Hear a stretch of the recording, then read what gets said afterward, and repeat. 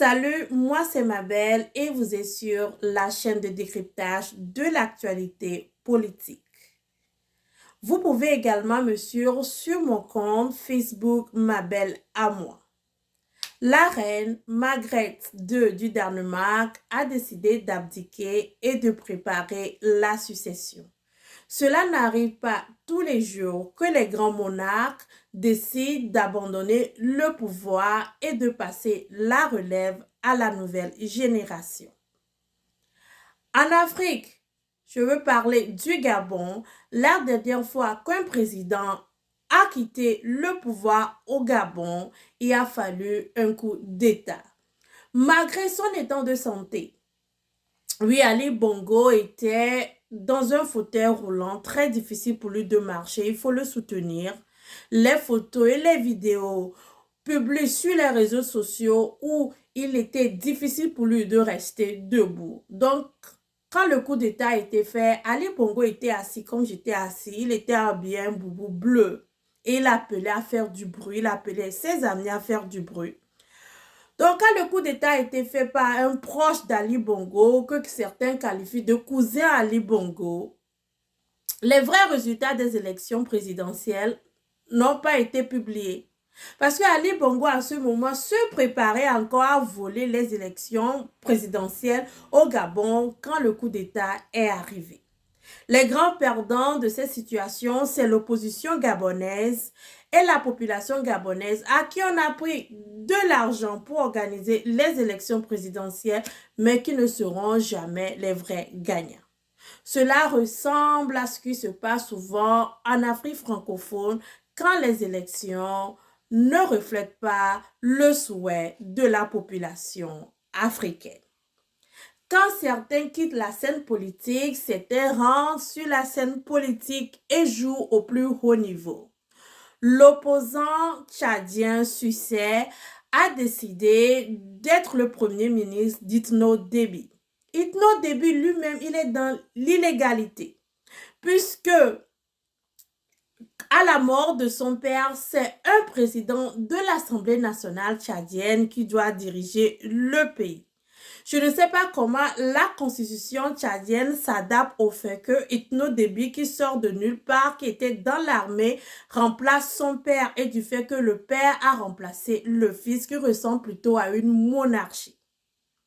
Mais Itno Déby, arrivé dans la transition, travaille pour rester au pouvoir. On le voit par les démarches qu'il fait, ses amis qu'il choisit et par cette situation d'appeler l'opposant Succès pour qu'il devienne Premier ministre Tchad et dont on parle de gouvernement d'union nationale. Sur la scène politique africaine, quand on parle de gouvernement d'union nationale, vous savez très bien que ça veut dire que le président ne veut pas quitter le pouvoir. Pour eux, quand on dit union nationale, ça veut dire que tu peux rester au pouvoir indéfiniment puisque tu as presque tous les représentants, même des minorités qui sont dans ton pays au pouvoir. Là, on finit avec 60, 80, 90 ministres. On crée des postes artificiels pour pouvoir plaire à tout le monde.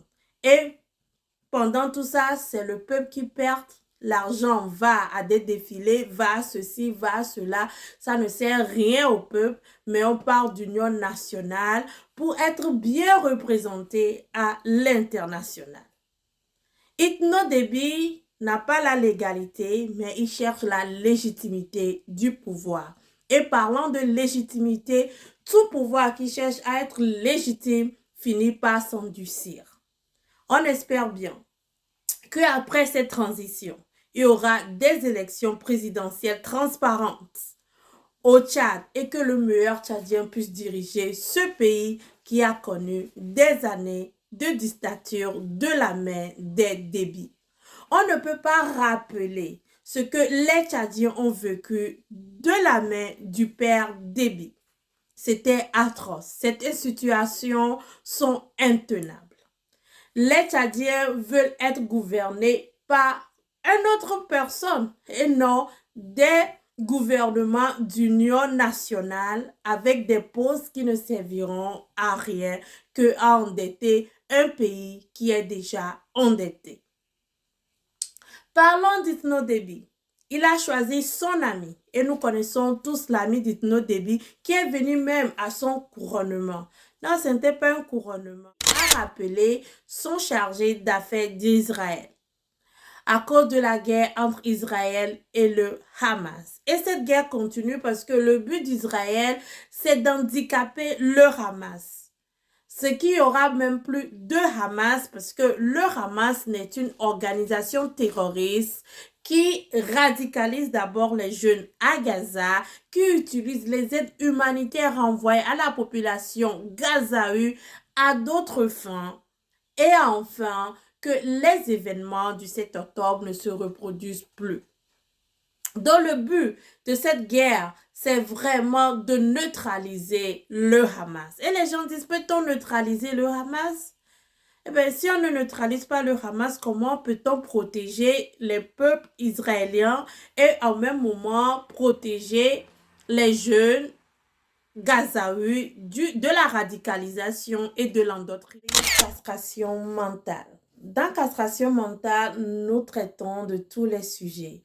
Relations, technologie, sciences, comédie. Cette fois-ci, j'ai deux sujets. Une caricature d'un président ou une vidéo de Oprah. J'ai choisi Oprah, la dame qui a dominé la télé pendant 25 ans. Un exemple, dans l'entrepreneuriat, aujourd'hui, elle a sa propre télé et d'autres affaires. Une vidéo de Oprah où elle disait que on l'avait proposé au début, à ses débuts, de faire de la chirurgie plastique parce qu'on disait que son visage n'était pas fait pour la télé. Elle n'est pas la seule personne qui raconte ce genre de propositions. Il y a beaucoup de célébrités qui ont déjà dit qu'on leur a proposé de changer leur apparence, de parler comme cette personne, de se comporter comme celui-là pour pouvoir avoir un travail, pour pouvoir faire la télé ou pouvoir faire ceci ou cela. Est-ce qu'il vous est déjà arrivé de rentrer dans ces genres de situations, de rencontrer ces genres de situations où on vous propose de changer votre apparence, vos manières de faire pour pouvoir fit in, comme on dit. Il y a des années, j'avais commencé mes vidéos. Et quand j'ai commencé mes vidéos, je le faisais dans ma langue maternelle, la langue de mon pays, parce que c'était spécialement pour la politique togolaise. En ce moment, il y avait d'autres personnes qui faisaient les vidéos pour la politique togolaise. Mais il y avait une personne qui s'est démarquée, qui dominait vraiment, c'était Jean-Paul Omolo. À un moment donné, Jean-Paul Omolo m'a appelé, il m'a dit, ma belle, je dis oui, Jean-Paul. Il dit, je vais te dire quelque chose, ça vient du fond de mon cœur. J'ai dit, wow, ça c'est intéressant. Quelque chose qui vient du fond de ton cœur pour vous dire, dans les vidéos de politique au Togo, Jean-Paul était très populaire. Donc, avoir un coup de fil de Jean-Paul qui veut me dire quelque chose par rapport à mes vidéos m'avait tellement intéressé. Et il me dit, tu sais, j'aime tes vidéos. Mais elles sont, comment je vais te dire? J'ai dit, dis-moi seulement. Il dit, non, je vais utiliser un mot, mais c'est pas si ça va t'aider. J'ai dit, non, dis. Il me dit, tes vidéos sont féminines. Tes exemples de marché, shopping, c'est des exemples féminines. Il te faut quelque chose de fort, quelque chose de dur. Regarde mes vidéos. Moi, quand je prends les gens, je les insulte. Je leur montre la force. Je suis despicable. Et j'ai dit, oui, Jean-Paul, je regarde tes vidéos, je like tes vidéos, je share même tes vidéos, mais je ne suis pas comme ça. Ce n'est pas ma personnalité. Je ne peux pas faire une vidéo comme tu fais ta vidéo. Dans la discussion a continué, il voulait m'amener à comprendre qu'il me faut plus de force, plus de comportement un peu plus dur pour pouvoir rester sur la scène politique togolaise et continuer mes vidéos. Ce que j'ai dit que je ne pouvais pas faire. Sachez qu'au moment où il m'a appelé, mes vidéos faisaient autant de vues que ses vidéos. Moi, je ne faisais pas mes vidéos tous les jours. Je faisais mes vidéos peut-être chaque 2 jours, chaque 3 jours. Mais mes vidéos avaient autant de vues que ses vidéos. Donc, quelques temps après, avant qu'il ne soit arrêté, parce qu'il a été arrêté bientôt plus de 2 ans au Togo à cause de ses vidéos, quelques temps avant son arrestation, nous avons une conversation où il me disait que finalement, il pense que mes vidéos sont mieux, que les femmes sont plus adaptées à la politique, que la dureté n'est pas vraiment faite pour la politique. Il préfère les analyses, les décryptages que les clashs politiques parce qu'il aimait beaucoup les clashs politiques. Donc ça, c'est ma première fois à avoir rencontré une situation. On me disait qu'il faut changer, qu'il faut s'adapter. Est-ce que c'est même une adaptation? Qu'il faut changer ma façon de parler, ma façon de faire pour pouvoir être sur la scène politique.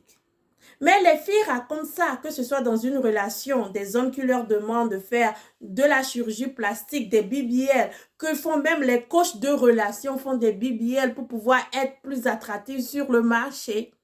Est-ce que ça vous est arrivé? Quelqu'un vous demande de perdre du poids ou de gagner du poids ou de s'habiller comme ci, de parler comme cette personne pour pouvoir être sur le marché, pour être acceptable. Des fois, on nous demande de faire ça juste pour filer. Juste pour filer, on te dit il faut parler ainsi parce que tout le monde parle ainsi, juste pour filer. Et si vous arrive de rencontrer une situation où un patron, une amie, un frère, un membre de la famille s'approche de vous pour vous dire vous avez besoin de changer votre attitude. L'attitude avec laquelle vous êtes né, la personnalité avec laquelle vous avez grandi pour pouvoir avoir un boulot, une relation, garder un travail pour pouvoir filer, comme on dit. Le ferez-vous ou vous allez faire comme moi? Gardez votre personnalité, grandir avec votre personnalité, essayez d'être likable avec votre personnalité.